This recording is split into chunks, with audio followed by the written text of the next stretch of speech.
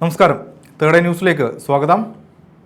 മന്ത്രി മുഹമ്മദ് റിയാസും മുഖ്യമന്ത്രി പിണറായി വിജയനും തമ്മിലുള്ള ബന്ധം നമുക്കെല്ലാവർക്കും അറിയാം. വീണ വിജയൻ മുഖ്യമന്ത്രിയുടെ മകളുടെ ഭർത്താവാണ് മുഹമ്മദ് റിയാസ്.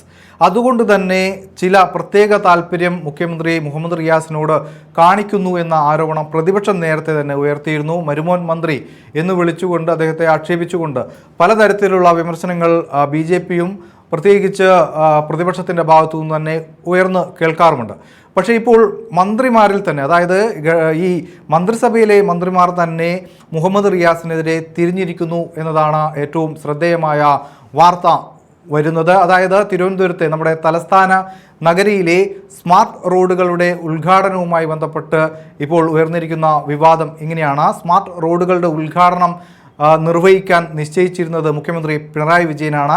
കഴിഞ്ഞ ദിവസമാണ് അതിൻ്റെ ഉദ്ഘാടനം നടന്നത്. അതുമായി ബന്ധപ്പെട്ട BJP വലിയ പ്രതിഷേധം ഉയർത്തിയത് നമ്മൾ കണ്ടു.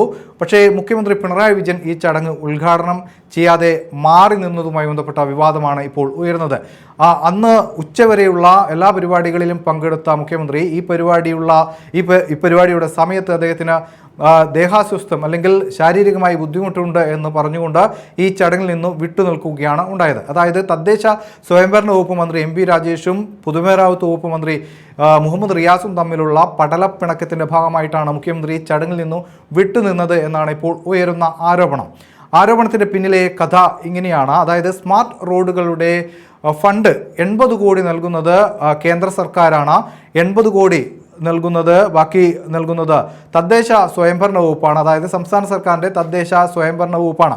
തദ്ദേശ സ്വയംഭരണ വകുപ്പ് മന്ത്രിയാണ് MP രാജേഷ്. 40 കോടി നൽകിയത് കോർപ്പറേഷനാണ്, അതായത് തിരുവനന്തപുരം കോർപ്പറേഷനാണ് ബാക്കി തുക നൽകുന്നത്. ഈ 3 വിഭാഗങ്ങളിലായിട്ട് 200 കോടി രൂപയുടെ പദ്ധതിയാണ് തലസ്ഥാനത്ത് പൂർത്തിയാക്കിയത്. അതായത് 10ലധികം റോഡുകളുടെ സ്മാർട്ട് റോഡുകളുടെ പ്രവൃത്തിയാണ് പൂർത്തിയാക്കിയത്. ഈ റോഡ് പ്രവൃത്തി ആരംഭിച്ചിട്ട് 6 വർഷം കഴിഞ്ഞു.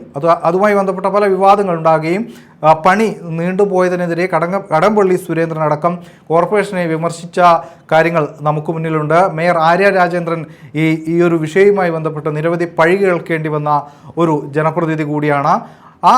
അത്തരം പ്രശ്നങ്ങളൊക്കെ തന്നെ നിലനിൽക്കുമ്പോഴാണ് 10 പൈസ പോലും ചെലവഴിക്കാത്ത പൊതുമരാമത്ത് വകുപ്പ് മന്ത്രി മാത്രം, അതായത് അദ്ദേഹം മാത്രമാണ് ഫ്ലെക്സിൽ നിറഞ്ഞു നിൽക്കുന്നത്. സ്മാർട്ട് സിറ്റി റോഡുകളുടെ ഉദ്ഘാടനം അദ്ദേഹത്തിൻ്റെ കൈകളിലേക്ക് മാത്രം ഒതുങ്ങി.